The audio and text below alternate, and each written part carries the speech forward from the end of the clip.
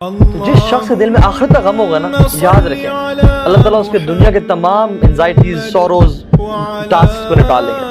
اللہ کے نبی نے فرمایا، اور ایک اور حدیث سناؤں، کمال کی حدیث ہے، مجھے جب بھی اس دنیا کی فکر پریشان کرتی ہے نا، صحت کی فکر ہو، مال کی ہو، اولاد کی ہو، جب بھی کسی چیز کی فکر ہو، میں اس حدیث کو یاد کر لیتا ہوں، اور وہ حدیث ہے، من کانت الدنیا ہمہ، جس کا ہم اور غم یہ دنیا کی زندگی ہوئی، فرق اللہ علیہ امرہ، اللہ اس کے تمام کام بکھیر دیتے ہیں، وجعل فقر بین عینیہ، اور فقیری کو، پاورٹی کو اس کی آنکھوں کے سامنے رکھ دیتے ہیں۔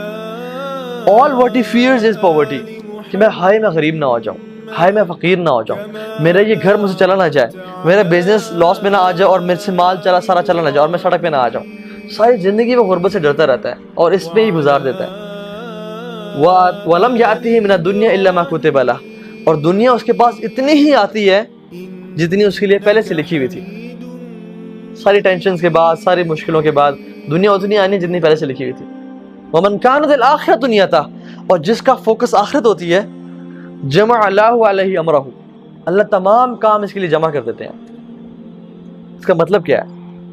بندہ گاڑی میں نکلا، اس کے 5 کام تھے، گھنٹے 2 گھنٹے میں سارے کام ہو گئے۔ کوئی شخص ملا، کوئی جاننے والا مل گیا، کسی بندے نے کال کیا، یار آپ پریشان نہ ہو، میں آپ کا کام ہی کر دوں گا، اور وہ انسان کام کر کے 2-3 گھنٹے میں فارغ ہو گیا۔ ہی ہیز ٹائم فار عبادات، he has time for his family, he has time for his physical جو ایکٹیویٹیز کے لیے اللہ تعالیٰ اس کے کام سنبھال لیتے ہیں۔ لیکن دوسرا شخص ساری زندگی کچہری بیٹھا رہا، کام نہیں ہوا، ساری زندگی ہاسپٹل چلا گیا، اس کی بیماری کا علاج ہی نہیں مل رہا، وہ 50 ڈاکٹر کے پاس جاتا ہے، 60ویں کے پاس آ کے اس کو علاج ملتا ہے، وہ دنیا کے کاموں میں پھنسا رہتا ہے۔ اور آپ کتنے کیسز دیکھ لیں، وہ کیسز ریزالو کب ہوتے ہیں، کورٹ فیصلہ کب دیتی ہے، جب وہ بندہ مر چکا ہوتا ہے۔ ہمارے سامنے ایگزامپلس ہیں، ہمارے سامنے کہ لوگ کتنا پھنس رہتے ہیں کاموں میں۔ تو اللہ تعالیٰ اس بندے کے کاموں کو جمع کر دیتے ہیں جس کا فوکس آخرت ہوتی ہے۔ وَأَجْعَلَ غِنَاهُ فِي قَلْبِهِ، اور غنا کو، تونگری کو اس کے دل میں بھر دیتے ہیں۔ اس بندے کو ڈر ہی نہیں ہوتا کہ مال کہاں سے آئے گا، اس کے پاس مال آتا ہے، یہ خرچ کرتا ہے، مال آتا ہے، یہ خرچ کرتا ہے، اور یہ محنت کرتا ہے دنیا کے لیے، لیکن اس کو فکر کے ساتھ ہی نہیں رہ رہا ہوتا۔ اللہ کے نبی کو دیکھیں آپ، سبحان اللہ، ایک شخص آیا، اس نے رسول اللہ مجھے کچھ دیں، میں بہت غریب ہوں، میں اسلام قبول کرنا چاہتا ہوں۔ تو اللہ کے نبی نے ایک پہاڑی پہ کھڑے ہوئے تھے اور کہا کہ یہ 2 پہاڑوں کے بیچ میں جو یہ ویلی ہے نا، اور اس میں جتنی بکریاں وہ سب تمہاری ہیں۔ اب وہ ویلی بھری تھی بکریوں کے ساتھ۔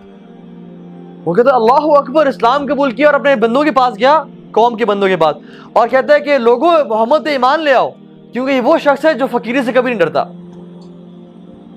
اللہ کے نبی نماز سے سلام پھیرا، گھر گئے، اچانک سے گھر گئے اور واپس آئے۔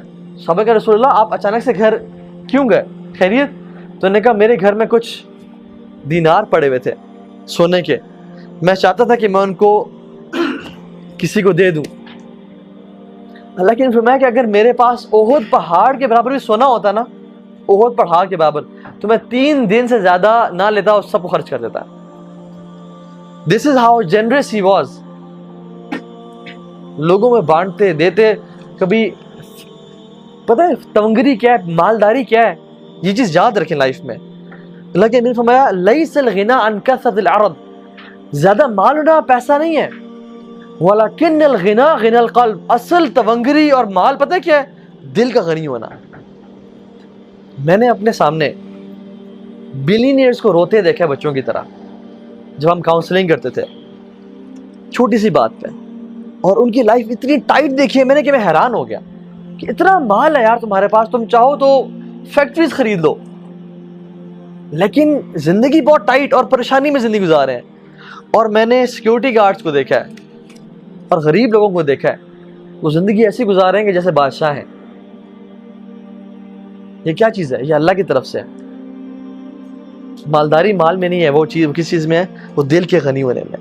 تو اللہ تعالیٰ اس بندے کے نا جس کا فوکس آخرت ہوتا ہے اس کو غنی کر دیتا ہے، لیکن جس کا جو دنیا کے مسائل میں پڑا رہتا ہے صرف، اچھا اس کا مطلب بالکل نہیں ہے، جان لیں میں بار بار کہہ رہا ہوں کہ دنیا کے معاملات تو چھوڑ دیں، بھرپور محنت کریں، ورک ریئلی ہارڈ، اور اپنے لیے اچھا کمانے کو، لیکن do not compromise on the hereafter. میں اتنا کہہ رہا ہوں، اچھی ڈگری لیں، اچھا بزنس کریں، ریسرچ پراپر کریں، یہ نہیں اپنے گھر کو مینٹین